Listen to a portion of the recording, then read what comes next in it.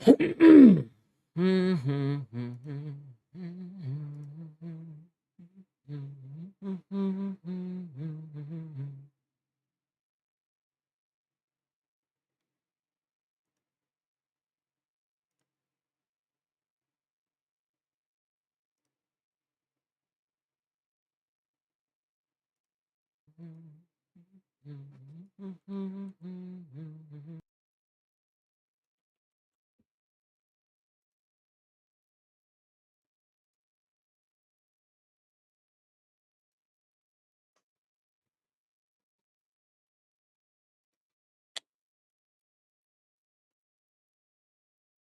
hello.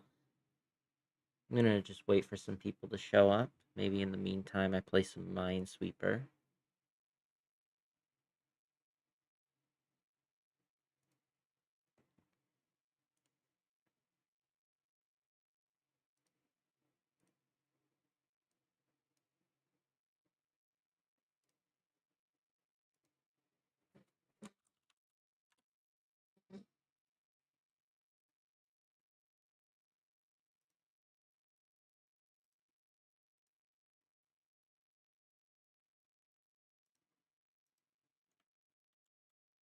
Why is this bookmark? Yeah, that's where it should be.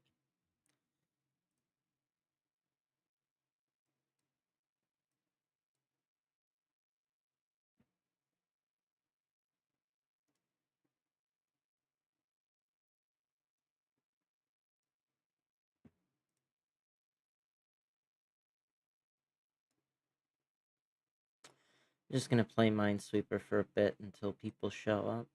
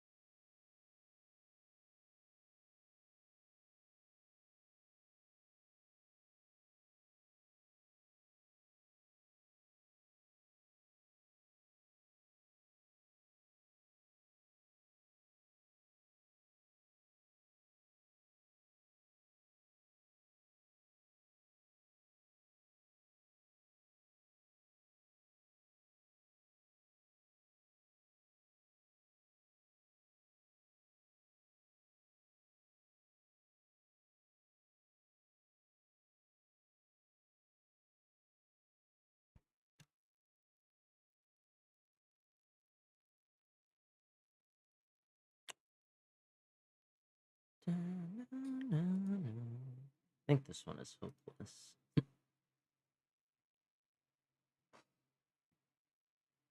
Yeah. I think I'm just gonna restart this one.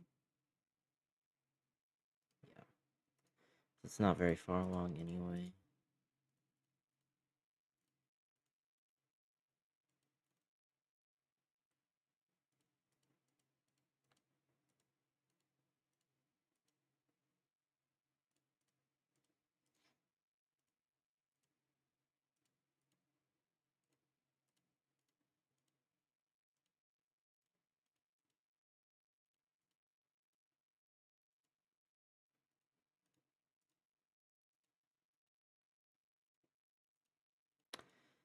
Let's just go a little bit until at least one person shows up.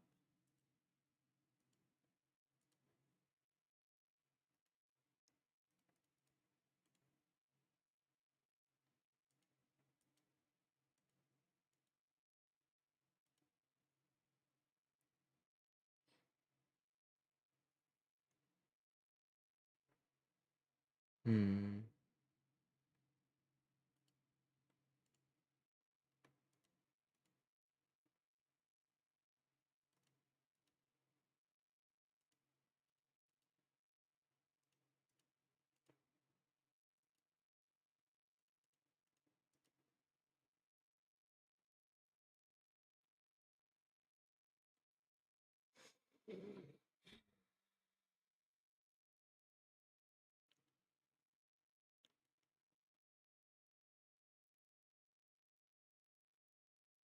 And we're stuck again. Lovely. Oh, no, wait.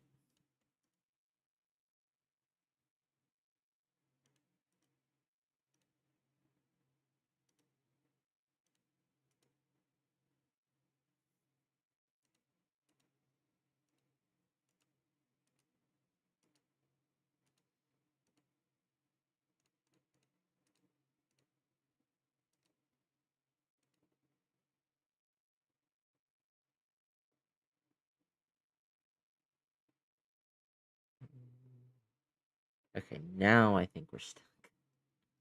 Um, not here. Not here.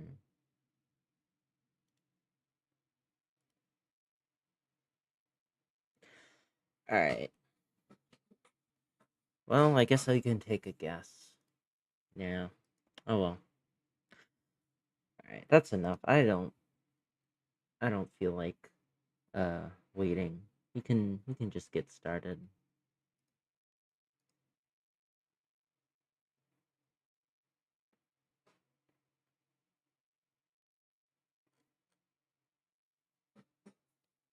Um Alright. So the reason I'm reading this at all is because of um I was directed to this in a different paper that I was reading. Um it had like a little aside about this book, and I felt like it didn't really expand on it enough, but it gave me enough to think that this would be relevant to ABA research. Um so we're just gonna go through it. So I've already read the preface, but I'm gonna reread it because I read it a couple days ago, and I feel like I can reread it and we'll figure something out. All right. So this is the first figure. So this is JB. So I think yeah, Jean Baptiste Audry, illustration for the Fable, 160. Wait, what? Huh? Hold on. Why is it LXVV? Yes, because C is 100, LX would be 60, and then VV would be 10. So this would be 170, but why is VV? Huh? Am I stupid? Hold on.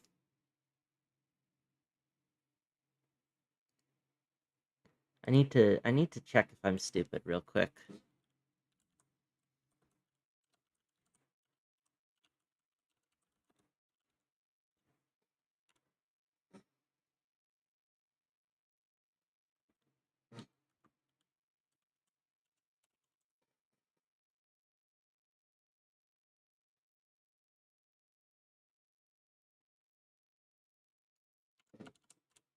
Yeah. Yeah, this doesn't okay. Maybe this is just something that's yeah, I can't I don't know. I don't know. This is weird and strange. So I can't whatever. It's Jean-Baptiste Audry, illustration for the Fables 170, I'll just say. The Sculptor and the Statue of Jupiter in Fables something. Volume 3 illustrated, Paris edition 1755 or illustrated edition Paris 1755, page 117. And this illustration of an engraving of a statue and its creator is what the preface is talking about for the most part. So it says, let us start with this engraving by Jean-Baptiste Audry, entitled The Sculptor and the Statue of Jupiter, from the beautiful edition of the Fables published in 1755, figure 1. So we have that. It is most likely that the artist, overtaken by the fable, has somewhat exaggerated La Fontaine's intent. In the morning, the sculptor enters the workshop, where the night before he had given the last touch to his statue, and he now stands with arms extended, terrified, expecting Jupiter himself to strike him to dust with his thunderbolts. Indeed, the man whose skill did make had scarcely laid his chisel down, before himself began to quake and fear his manufacture's frown. Have you ever met an artist so naive that he could be thus impressed? The fabulist seems to believe it. The fabulist seems to believe it, since he claims that such a naivete is precisely the origin of the sin of idolatry. This trait we see in infancy, between the baby and its doll, of wax or china it may be, a pocket stuffed or folded shawl. Imagination rules the heart, and here we find the fountainhead, from whence the pagan errors start, that over the teeming nations spread. With violent and flaming zeal, each takes his own chimera's part. Pygmalion does a passion feel for Venus chiseled by his art. Is this not well known? Pagans are like kids who let themselves to be taken in by their own chimeras. At night they fabricate statues, poems, dolls, and myths. In the morning they believe that these have made themselves through spontaneous generation, and that they deserve a cult or to be loved madly. None of these fabricators understands that they have manufactured their objects. The sculptor is terrified by his statues, the child by her dolls, the poet by the gods he has invented. As to Pygmalion, he is not only stupid but also incestuous, since he fell in love with Venus, his own daughter in stone. All offer cases of this yeah, all offer cases of this disease of the mind, which has been called fetishism, and by which the fabricators fall into the trap of their own contraptions.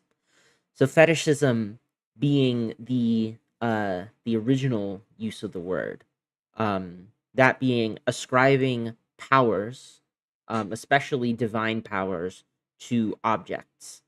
And this like concept of fetishism is super important for like Marx, for example, where you might have heard of commodity fetishism, for example, where we apply, or I shouldn't say we, it's more like the market uh creates a like fetishized commodities where we associate them with having mystical power. Specifically, we associate them with having value, and we say that the value of a commodity emanates from the commodity itself, um, when in fact it's the social relationship that underlies commodity exchange that gives them value. Um, yes. So this is that kind of fetishism. Yes. Anyway, all offer cases of this disease of the mind, which has since been called fetishism, and by which the fabricators fall into the trap of their own contraptions. As La Fontaine concludes, all men, as far as in them lies, create realities of dreams. To truth our nature proves but ice, to falsehood fire it seems. This is a surprising moral coming from the pen of a fabulist. Is it true that one should remain so icy that no reality whatsoever should be given to one's dreams? Such is an implausible portrait of a rational being. What? A poet without poems, a sculptor without statues, a child without dolls, a fabulist without fables, a rational and naked human, obliged, in order to regain a normal temperature, to annihilate the work of his own hands? Here, an even more unlikely portrait of an irrational human being. Sorry. Here, an even more unlikely portrait of an irrational human being. Before the artist has been taken in by his own creation, he benefited from a total freedom, as we learn at the beginning of the poem. A block of marble was so fine, to buy it did a sculptor hasten. What shall my chisel? Now it's mine. A god. What shall my chisel? Now it's mine. What? Sorry. A block of marble was so fine, to buy it did a sculptor hasten. What shall my chisel? Now it's mine. A god, a table, or a basin? A god, said he, the thing shall be. I'll arm it too with thunder. Let people quake and bow the knee with reverential wonder. What surprising changes of temperature from ice to fire! Do you know any artist so bipolar that she abruptly alternates from a feeling of total freedom to that of total servitude? Is it the way we all create? Is it the way we have been created? Is it the sort of life we breathe into our own beings? Either you have to destroy all the things you have created in order to remain cool as a rational being, or else you will be taken in by the creatures of your own hands, as if there were no plausible passage between fetishism and iconoclasm. So, iconoclasm here meaning the destruction of religious symbols. And I think what the point being, so as if there were no plausible passage between iconoclasm and fetishism, I think what he's trying to say is that there is actually, in fact, a passage between them. That being that if you are invested in the destruction of religious symbols, as you would be uh, with iconoclasm, then you are still ascribing power to them in a sense. You are giving into the idea that these things have power, uh, and in your rejection of them, or in your destruction of them, rather. Because if they didn't have any power, then why there would be no need to destroy them, right?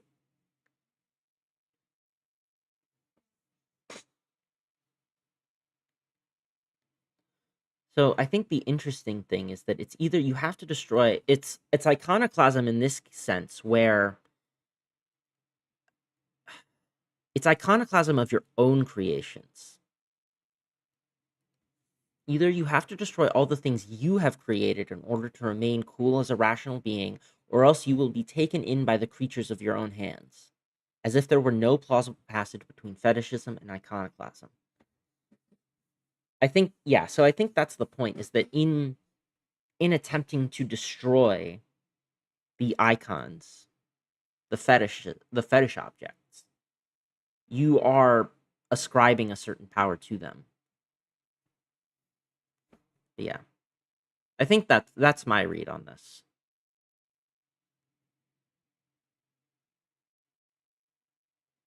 Yes.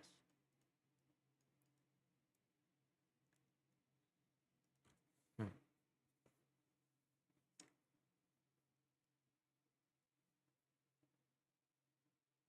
La Fontaine is making fun of everybody, no doubt, about that.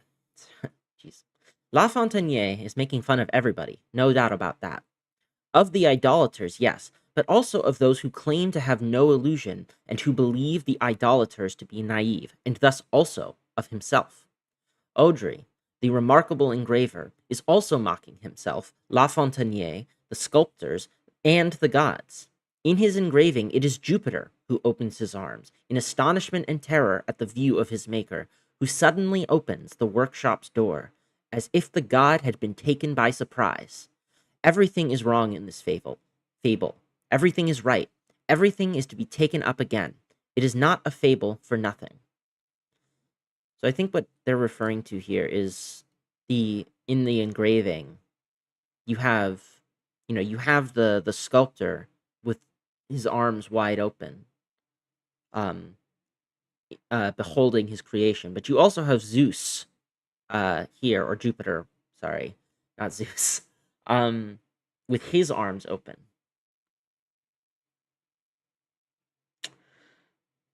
Such is an implausible portrait of sorry, um, yes, who suddenly, in astonishment and terror at the view of his maker, who suddenly opens the workshop's doors as if the god had been taken by surprise.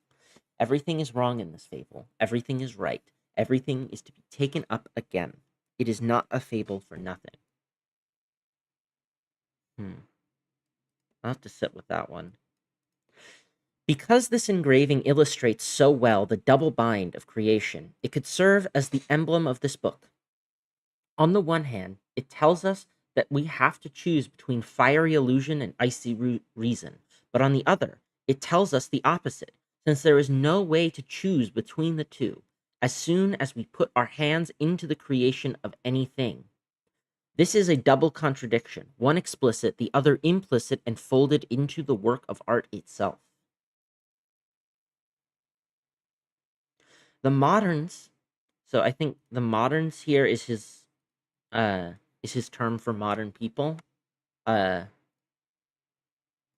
I'm not 100% sure because I haven't read other works from him. But I know that he has a book called We Have Never Been Modern.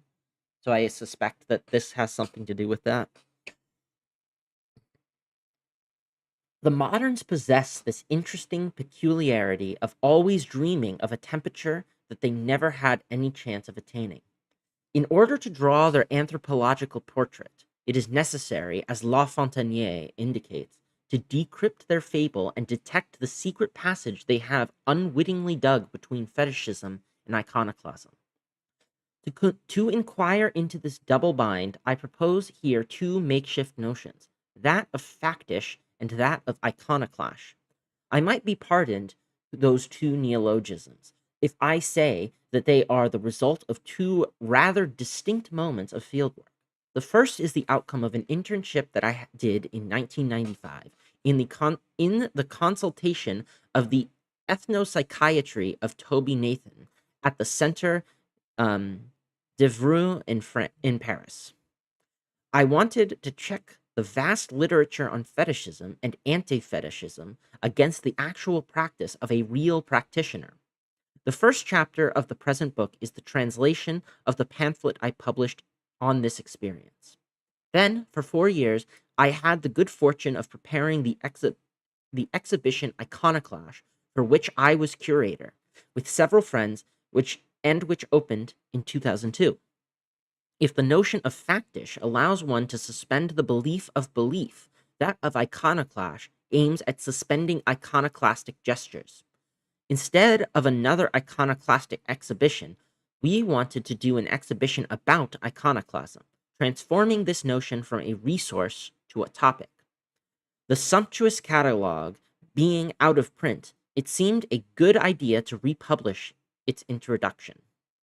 Since the question of the right way to consider images and more generally mediations is at the core of all the issues of fetishism and iconoclasm, I have added a third chapter in which I compare religious images to those of scientific practice, so as to propose another take on the science and religion debate.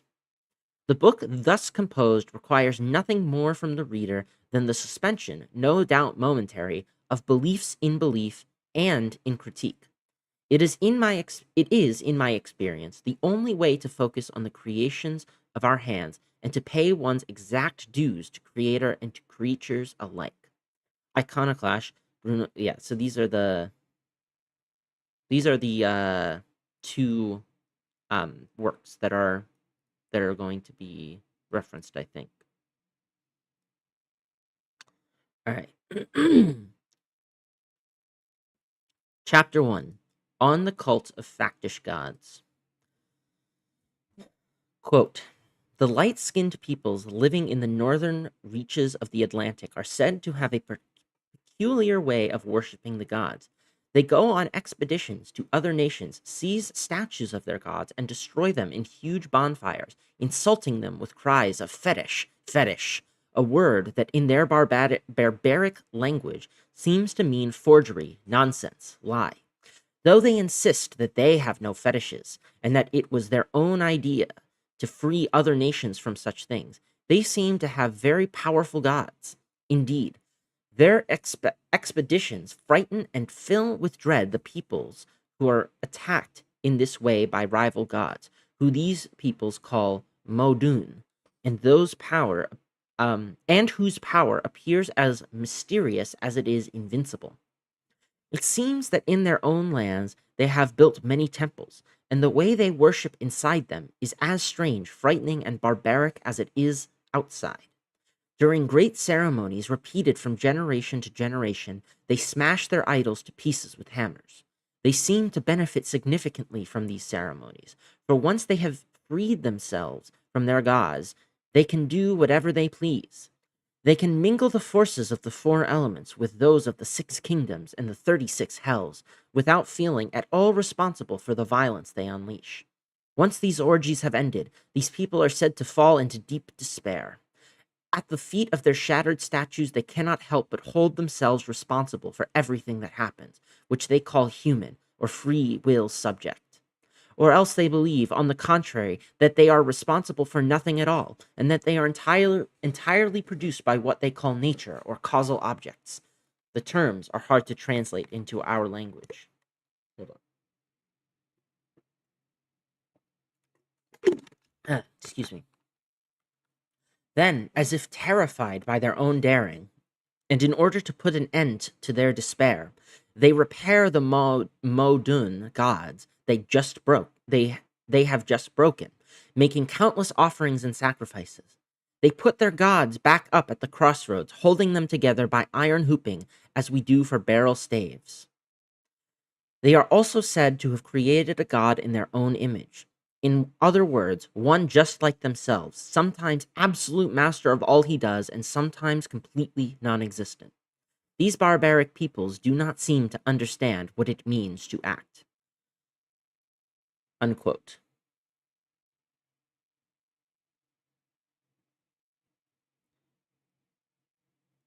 Envy is. Um, I think I'm good for now. Do I know you, Envy is political? I'm not 100% sure. I don't recognize your name.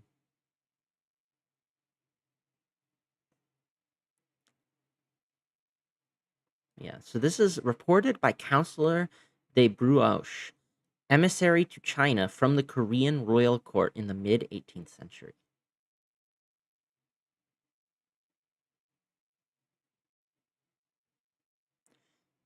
Part 1, Fairy Objects, Fact Objects. In order to mock both our own foolish beliefs and those of others, our free-thinking ancestors handed down to us the scoffing tone set by... Hmm. I appreciate it, but I think I don't really want to talk to anybody right now. I appreciate it though. Um, you are welcome to correct me from the chat though, because I don't have, I'm jumping into this. I don't have like amazing uh analysis of this.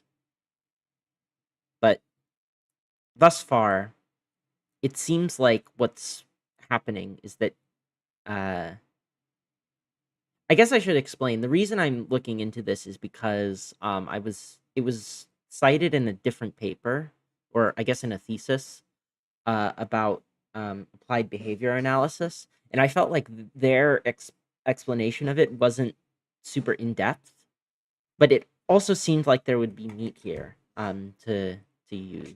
So, but no, this is really interesting, and I think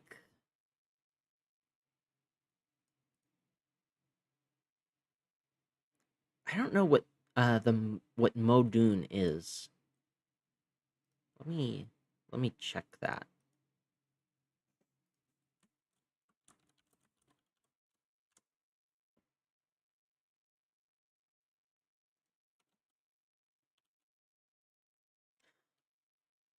Um, it's something like applied behavior analysis, like a critical history or something.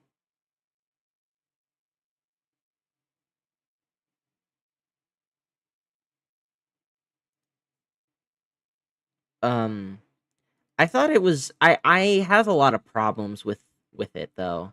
So I would recommend it cautiously. It's got a lot of good history in it, but I think it has a lot of bad analysis. Anyway, to continue. In order to mock both our own foolish beliefs and those of others, our free-thinking ancestors handed down to us the scoffing tone set by Voltaire, among others. But in order to mock all forms of worship in this way, in order to overthrow all our idols, we had to believe in reason, the only force capable of seeing through all those follies. How can we speak symmetrically about ourselves and others without believing in either reason or belief, while still respecting both fetishes and facts? I have tried my hand at this, somewhat awkwardly, by defining agnosticism as a way of ceasing to believe in belief.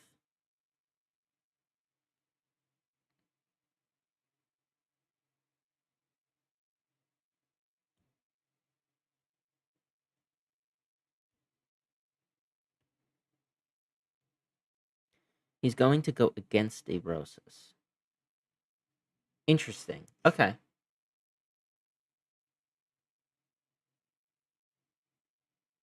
Yeah, so okay, that makes okay, I see.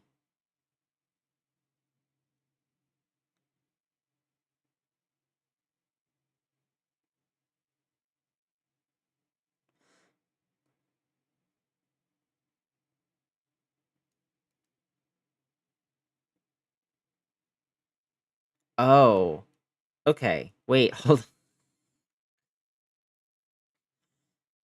Okay, am I dumb? So this is so Counselor de Bruoche. Is that meant to be is that meant to play on Charles de Brosis? Is that what this is that what this is? Okay. I did not catch that at all.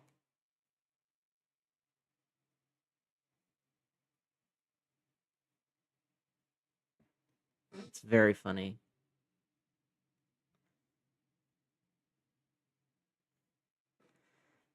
Okay. Interesting. So this isn't like a real quote. Like he I didn't realize that this was I this is not a real quote. This is something he invented.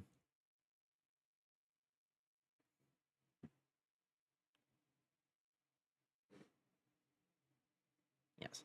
So I have tried my hand at this somewhat awkwardly by defining agnosticism as a way of ceasing to believe in belief. Okay. Interesting.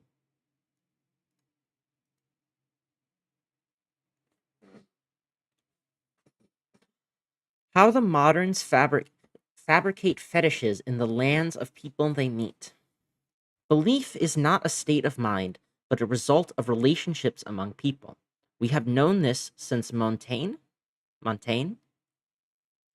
The visitor knows. The person visited believes.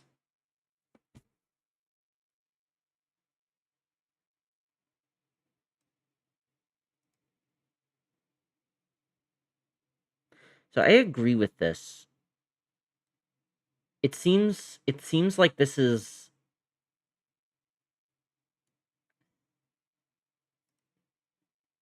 I mean, I would actually take more like a Jamesian line, but I'm It feels like he's just asserting this. I wish he elaborated a little more.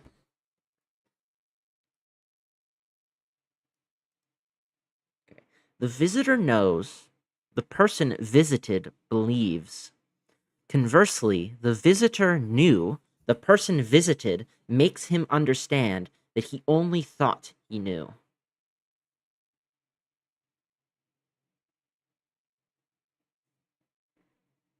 Okay.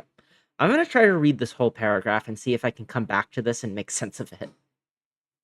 Let us apply this principle to the case of the moderns. Wherever they drop anchor, they soon set up fetishes. That is, they see all the people they encounter as worshippers of meaningless objects. Since the moderns naturally have to come up with an explanation for the strangeness of a form of worship that cannot be justified objectively, they attribute to the savages a mental state that has internal rather than external reference. As the wave of colonization advances, the world fills up with believers. A modern is someone who believes that others believe. An agnostic, conversely, does not wonder whether it is necessary to believe or not, but why the moderns so desperately need belief in order to strike up a relationship with others. Okay, this makes a little bit more sense. So I think what's being said here is that fetishism is being attributed to uh okay, I understand now. So uh the visitor knows, that being the colonizer knows, um and the person visited believes. So the colonized people are said to believe in their fetishes, whereas the visitor knows for real, supposedly, that uh that they are just objects. Am I getting that right, Envy? And then conversely, the visitor knew, and the visitor, uh, so the visitor knew, as in the visitor knew that these fetish objects were like real, whereas the person visited makes him understand that he only thought he knew. That being, the visitors try to make it such that they don't, that they give up their belief in the in the fetish object. I think that's what's being said here. Okay, interesting. Let me, so I can unhighlight that, and then just give me a second. I'm going to explain this in my own words so that I can remember for later. Um, hmm.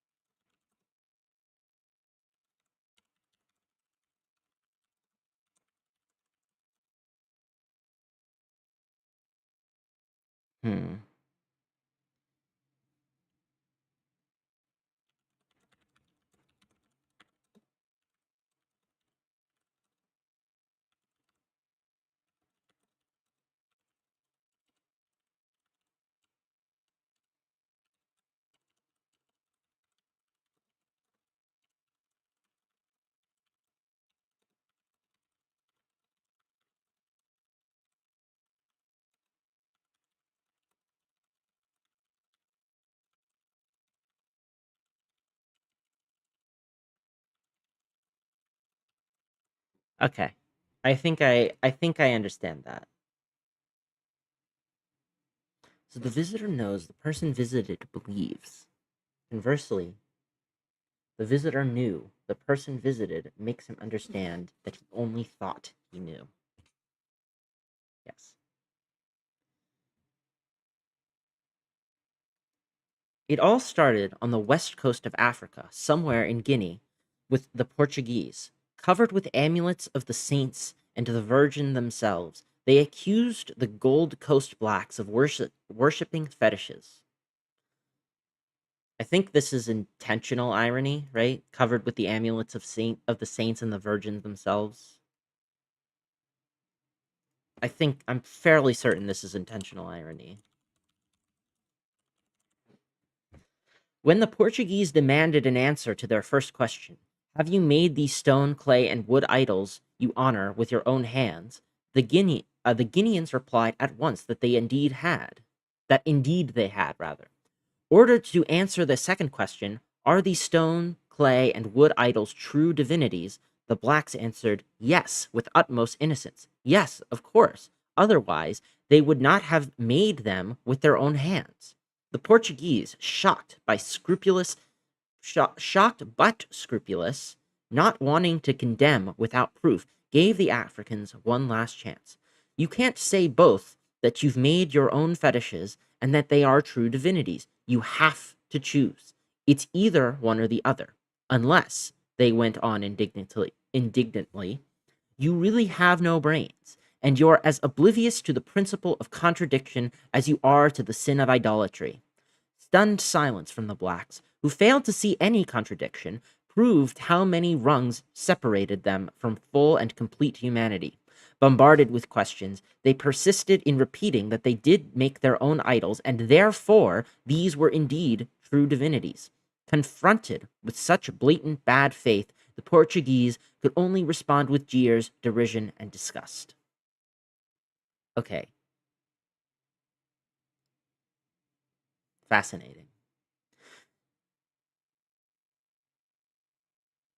To designate the aberration of the coastal Guinea blacks and to cover up their own misunderstanding, the Portuguese, very Catholic explorers, conquerors, and to a certain extent slave traders as well, are thought to have used the adjective fietico or fieto, or from fieto, fietico. I'm gonna say fieticio because it's got the little thingy. The past from fieto, the past participle of the Portuguese verb to do, to make. As a noun, it means form, figure, configuration, but as an adjective, artificial, fabricated, excuse me, factitious, and finally enchanted. Where does this link to?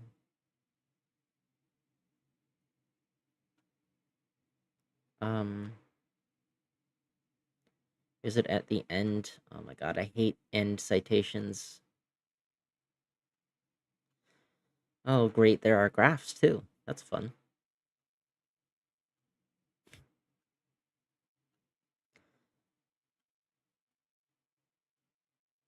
Oh wow, this chapter is long. We are not going to finish this. They're at the very end of the book. Okay, I need to bring up a PDF of this on on a separate thing because otherwise I'm just not going to be able to read it. Um,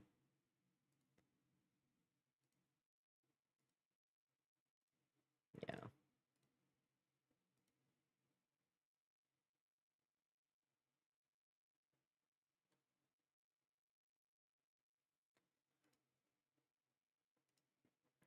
Um, do I have the ability? Hold on, let me quickly.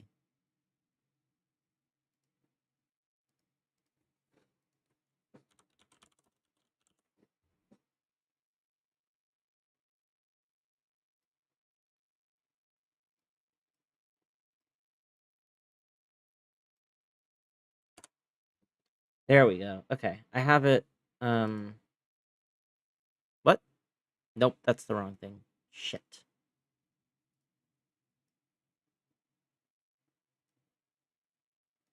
All right, now I have it open. They're at the end of the book. Let me see. Notes for chapter 1.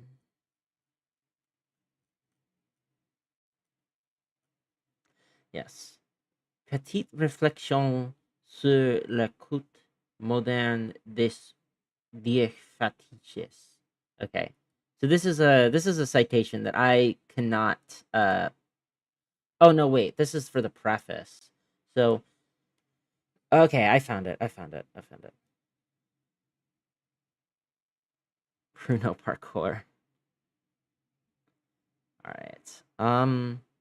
Yeah, so you guys won't be able to see this. Sorry about that. Uh,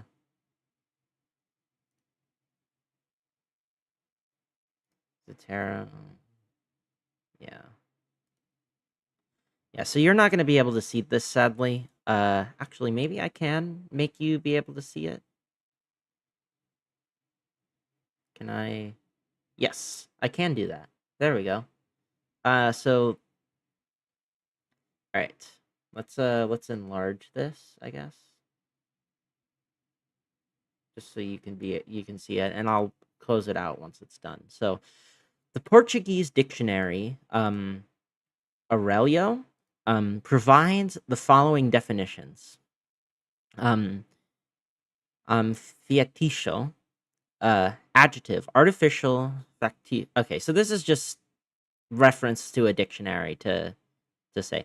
Note the marvelous Italian term that gives the same verb, faturare, meaning 1, to falsify, adulterate, 2, to bill, 3, to bewitch.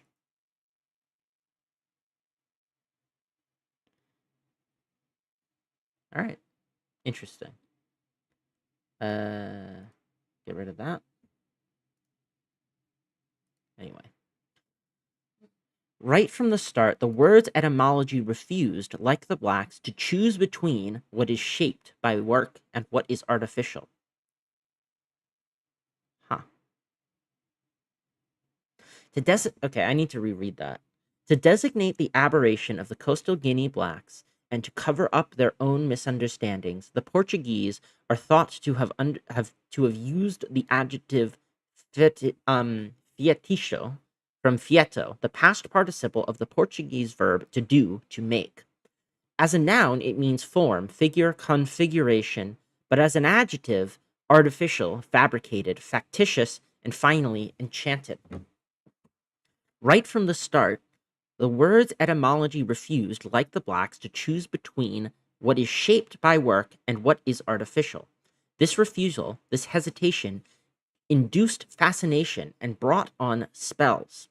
Even though all etymological dictionaries agree on the origins of the term, Charles de Brosses, who invented the word fetishism in 1760, linked its origins with fatum, or destiny, the source of the French noun fée, or fairy, and of the adjective form in the noun phrase object fée, or fairy object, also of the English adjective fée.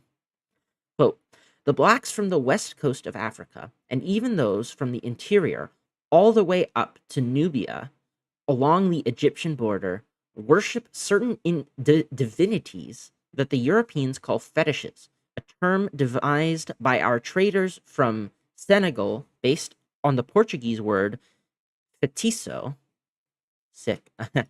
This is my favorite. This is my favorite slight against people is to put sick in brackets. That is to say, a fairy object, an enchanted divine or oracle or that. Fetisu. Fetisu.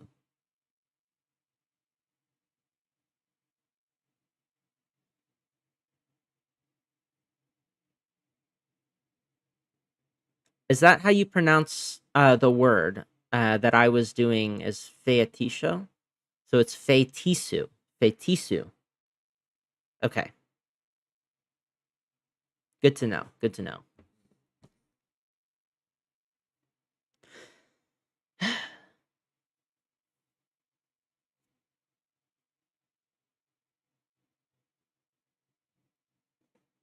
Yes.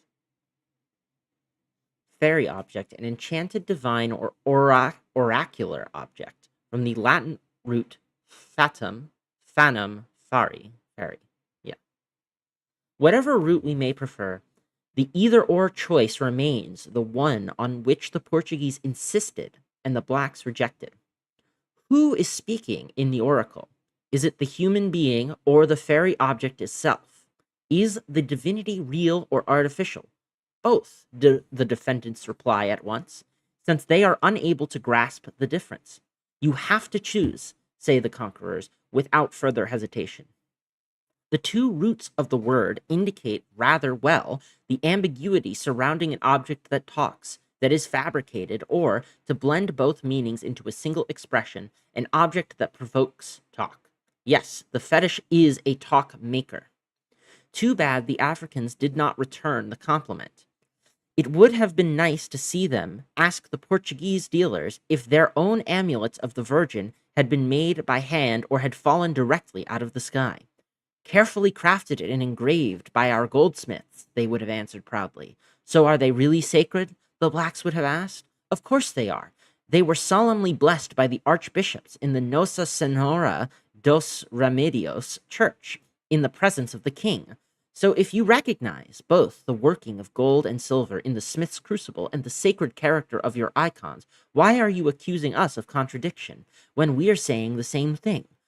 What's good for the goose is good for the gander.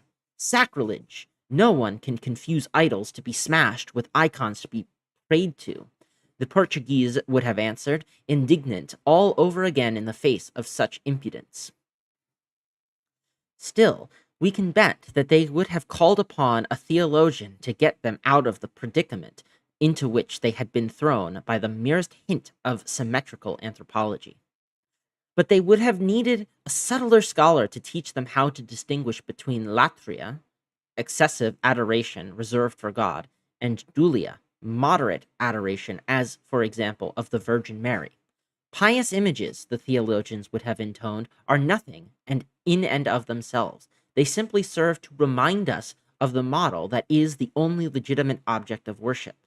Your monstrous idols, on the other hand, are supposed to be the divinities themselves, from what you say, and yet you impudently admit that you've made them yourselves from scratch. I'm gonna highlight that for later. Why should he jeopardize his reputation in a theological discussion with mere natives anyway? Ashamed of equivocating in the grip of a holy zeal, the theologian would have toppled the idols, burned the fetishes, and then consecrated the true image of the suffering Christ and his holy mother inside the disinfected temples, rather. Even without the help of this imagery dialogue, we can see perfectly well that what we have here is not a contrast between idolatrous Gold Coast blacks and the image-free Portuguese visitors. We see one group of people covered with amulets scoffing at another of people covered with amulets. We do not have iconophiles on the one side and iconoclasts on the other, but iconodules on both sides. Iconodules, as in like iconic individual, icono individuals, iconodules on both sides. Man, he really loves his portmanteaus. Mm. Yes. But iconodules on both sides, one side being made of selective iconoclasts. Yet the misunderstanding persisted because each side, acting on its own terms, refused to choose. The Portuguese refused to hesitate between true objects of piety and the sinister masks covered with sacrificial blood and grease. On the Gold Coast, every Portuguese suddenly displayed the fervent indignation of Moses. Give me a second. On the Gold Coast, every Portuguese suddenly displayed the fervent indignation Moses expressed against the golden calf.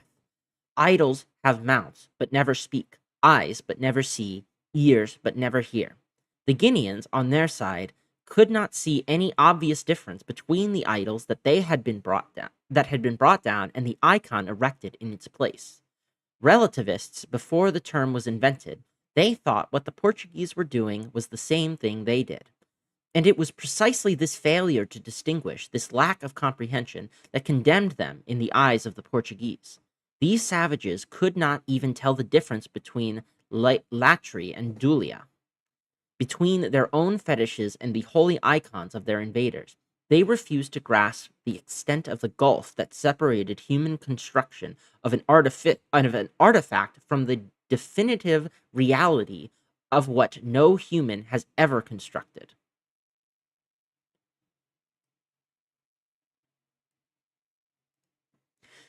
Even the difference between immanence and transcendence seemed to be beyond them.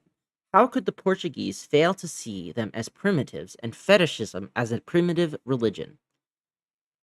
Okay, so that goes to another footnote.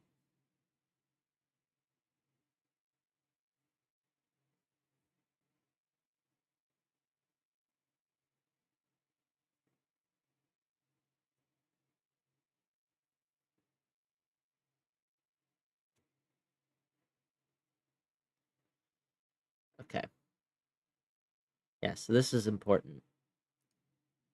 Um, William Pietz, Pietz, I don't know. William Pietz offers an excellent summary of De Brose's invention, I should say. Fetishism was a radically novel category. It offered an atheological explanation of the origin of religion, one that accounted equally well for theistic beliefs and non theistic superstitions. It identified religious superstition with false causal reasoning about physical nature, making people's relation to material objects rather than to God the key question for historians of religion and mythology. And it reclassified the entire field of ancient and contemporary religious phenomena. In short, the discourse about fetishism displaced the great object of Enlightenment criticism,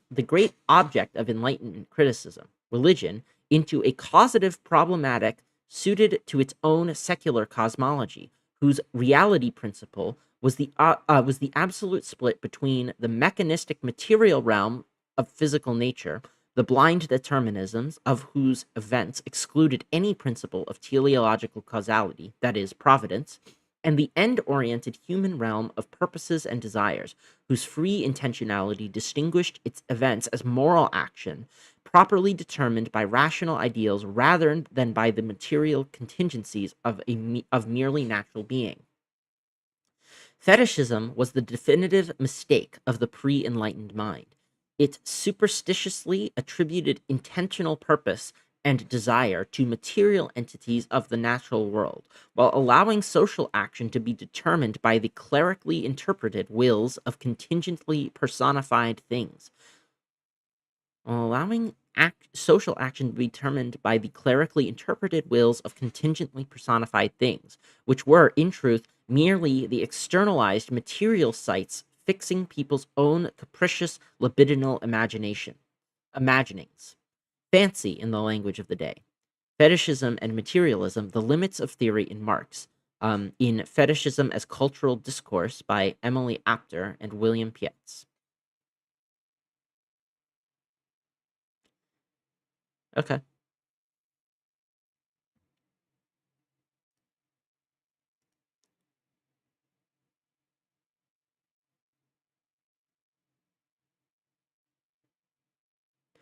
All the more so since the savages have been diabolically persistent in their error.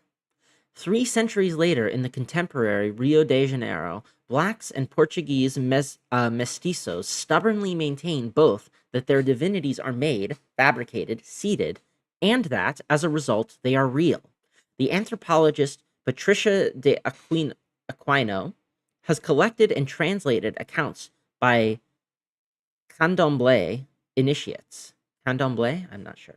I was initiated in Salvador for Osala, but I had to seat Yewa. No. I was initiated in Salvador for Osala, but I had to seat Yewa, who asked through divination to be seated, installed, made, fabricated, and Mother Anina, his initiator, sent me to Rio because at the time Yewa was already an endangered Orisa, so to speak. There were many who no longer knew the Oro, Yoruba term for the words of rights, of Yewa. So they no longer knew. Okay.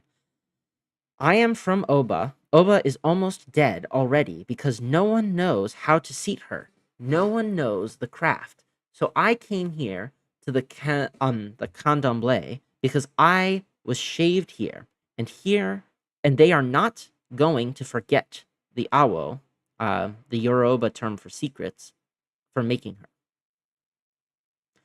Okay. But I had to see.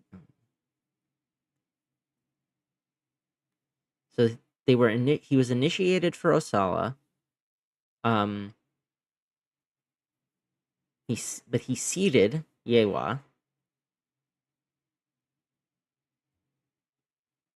and the initiator sent him to Rio, uh, to basically help Yewa by teaching other people the rights.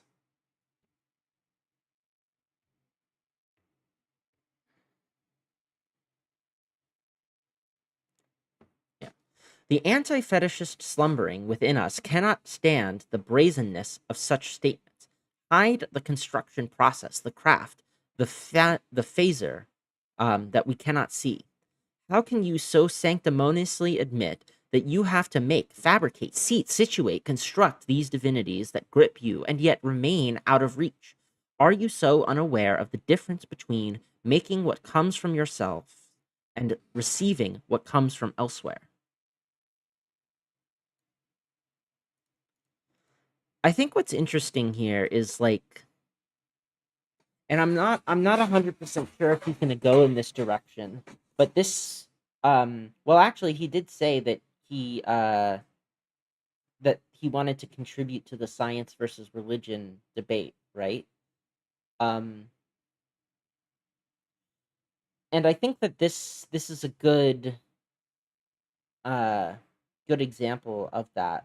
Like if I had to guess for where he's going, it seems like he's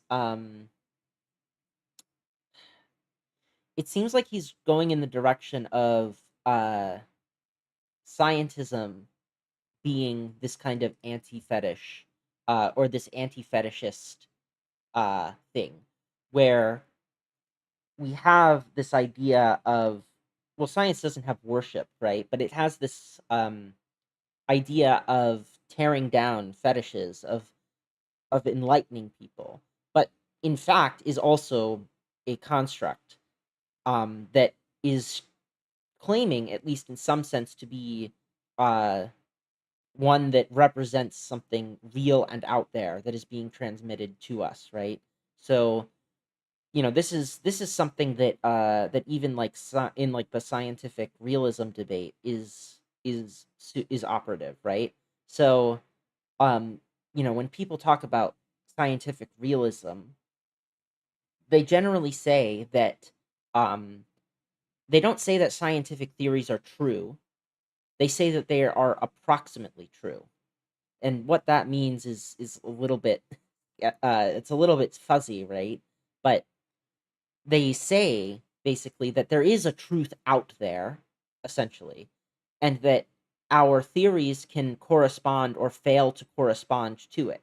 So really, these scientific theories in this setup, they are just icons. They're icons of the true reality that's really out there, as opposed to uh religion, which is just, it's like thinking of the thing itself as having the power, allegedly, according to science, right?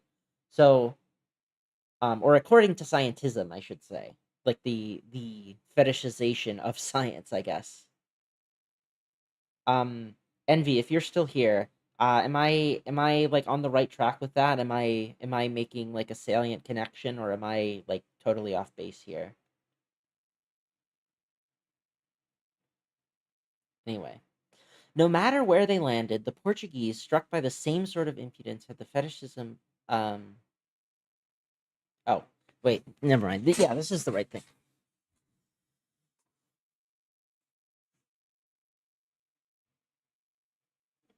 No matter where they landed, the Portuguese struck by. Bleh. No matter where they landed, the Portuguese.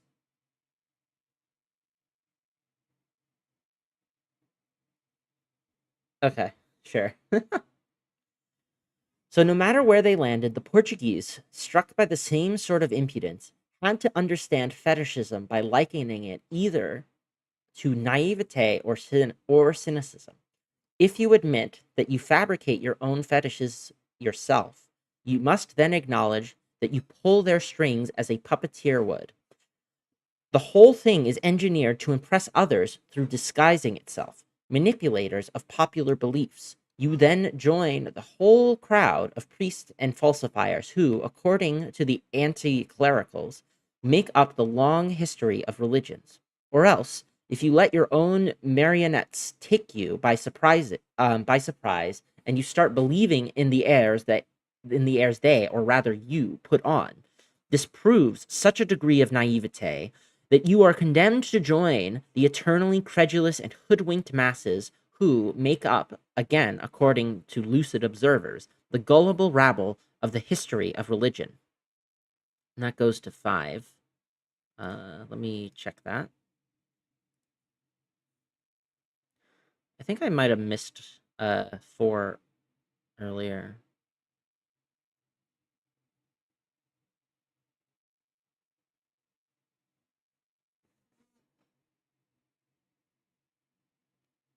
Yeah. Um, yeah.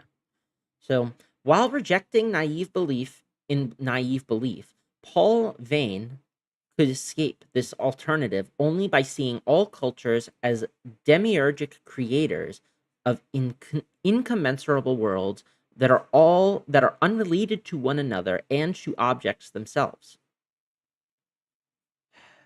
Demiurgic. What does demiurgic mean?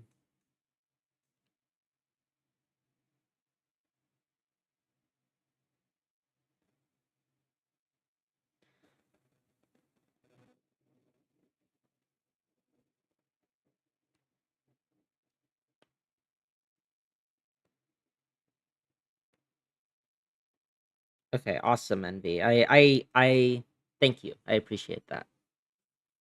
And I actually can see why then this is related to, or this was brought up in the dissertation I was reading, because this is definitely something that ABA does itself, where it has this sort of attitude towards other other models of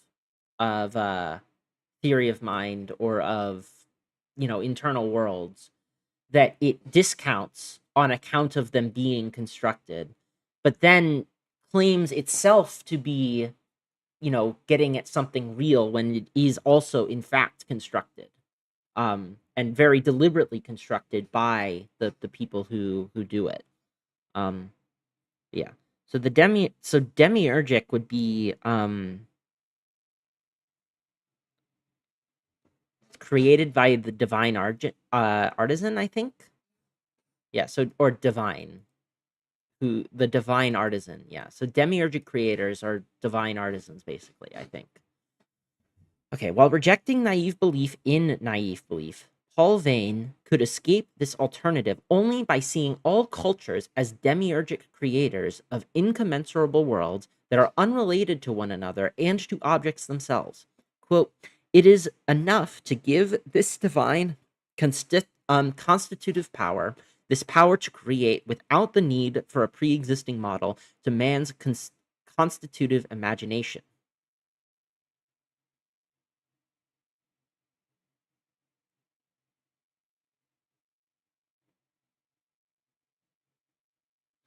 Did the Greeks believe in their myths? An essay on the constitutive imagination. I've not read this, but I've heard this is a book that I've seen referenced before. The difference between knowledge and belief, between myth and reason, is indeed eradicated, but at a price. Any overall shift into creative imagination, which is unambiguously tied to the Nietzschean will to power, they quote, they arise from the same organizing capability as the works of nature. A tree is neither true nor false. It is complicated.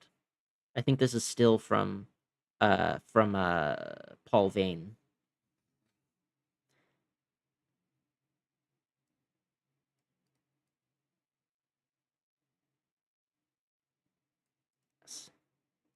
Sorry. So the difference between knowledge and belief, between myth and reason, is indeed eradicated, but at a price. An overall shift into creative imagination, which is unambiguously tied to the Nietzschean will to power. They arise from the same organizing capability as the works of nature. A tree is neither true nor false, it is complicated. Okay, interesting. All right, first name, last name. You say, I think demiurgic would mean like false creators that believes itself to be a true creator because of the demiurge from Gnosticism. Okay. I know absolutely nothing about Gnosticism, but sure, I will take your word for it because I don't know. All right. Anyway, continuing.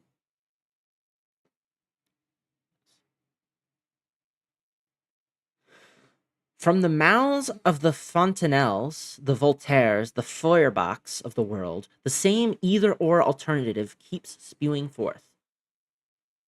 Quote, either you are cynically pulling the strings or else you are being had.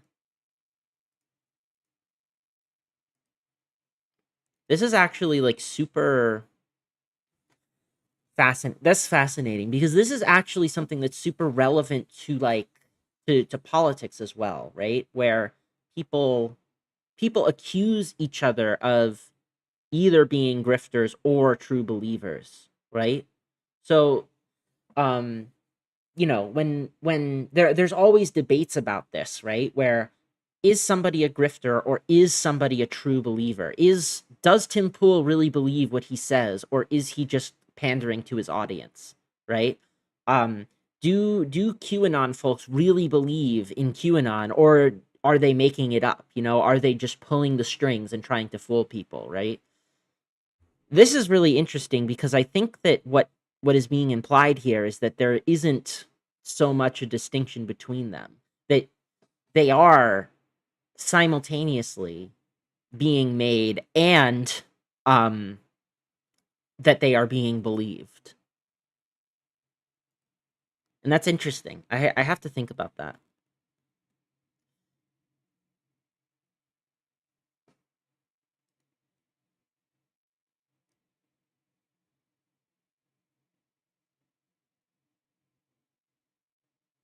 Yes. Hold on.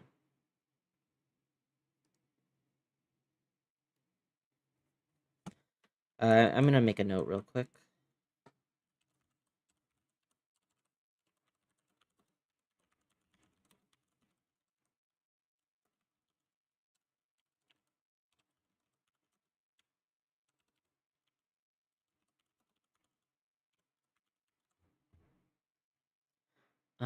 Let me do purple to mark that's an insight.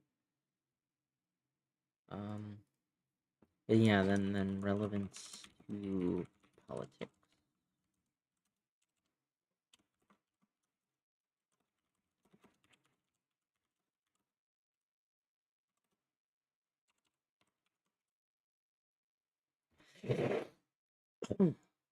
Okay. So I think once we get to here, we'll probably stop.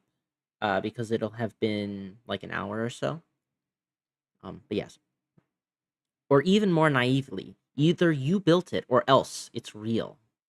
And then that goes to 6. So let me check that. Nevertheless, the bad faith of the Sartrean Salade allows us to pass from one to the other. We shall see further on what to make of these little backroom deals. What is a salad? Okay, I need to look this up. Let me whack this real quick.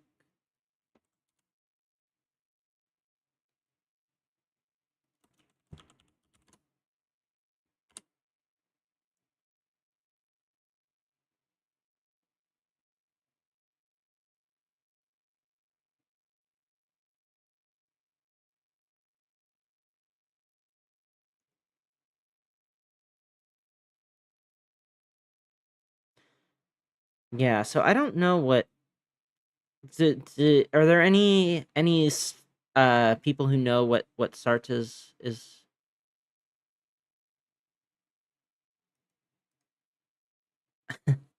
I appreciate that, Envy.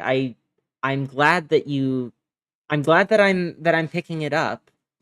You know, I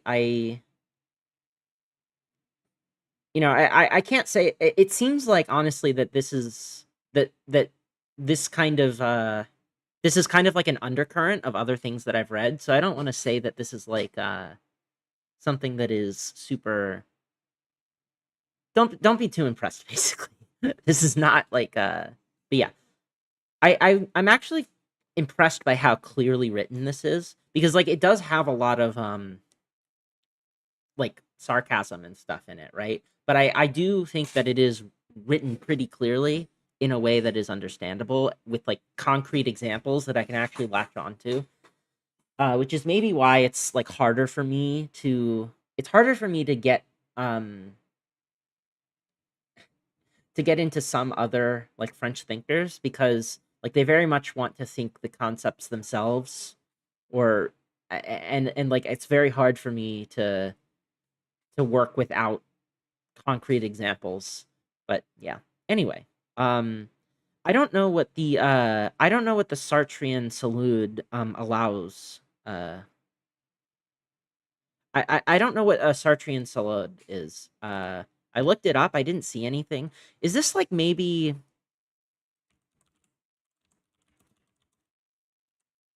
um is this like an anti-Semite and Jew thing?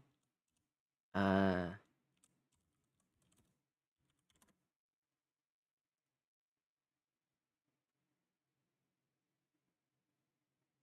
this is a preface. Sorry, I'm trying to figure out where this comes from.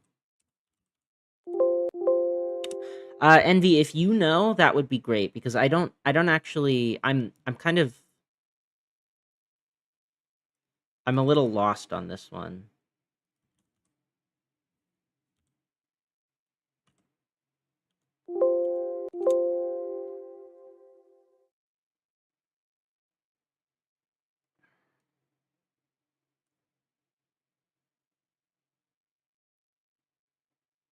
It seems like it is more specific.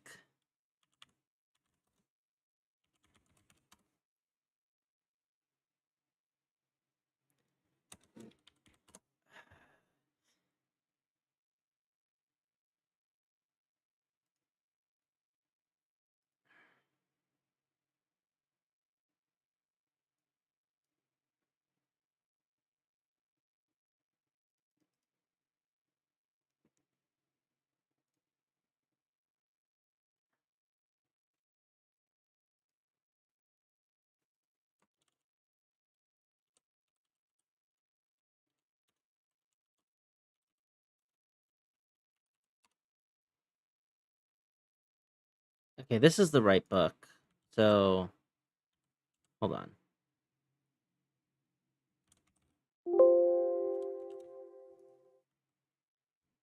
There's no borrow.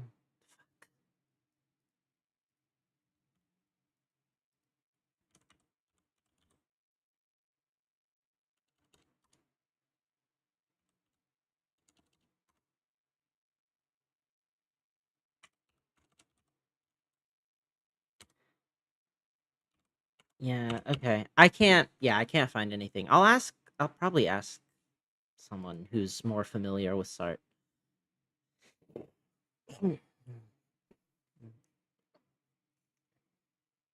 Yes. Anyway.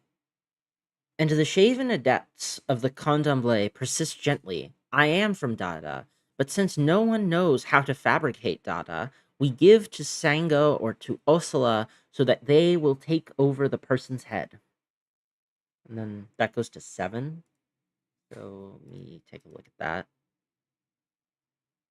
Okay, I think okay, that's just the quote in Portuguese.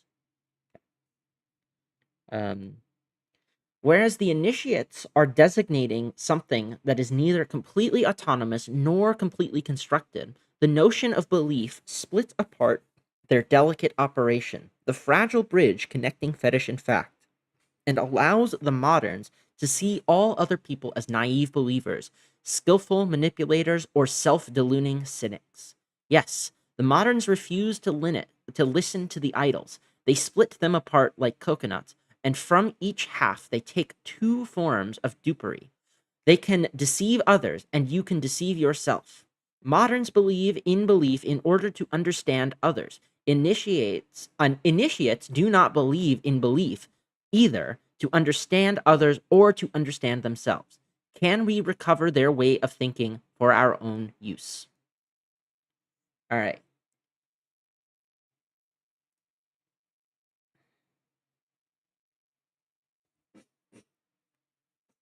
I think this is a good stopping point because that's okay. So I'm really interested in continuing this though because I think this is a really really interesting book. Um, and I'm glad that I'm apparently predicting places where it's gonna go. But yeah, yes. So the next section will be how the moderns managed to build fetishes in their own lands. Interesting, fascinating. Okay. Um,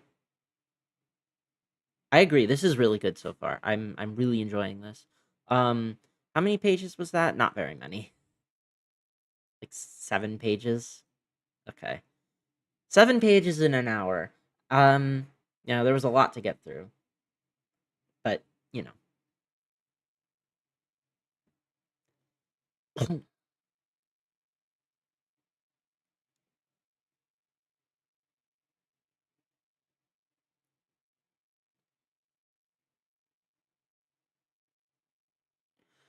All right. I think this is good. I think this is good. Yeah.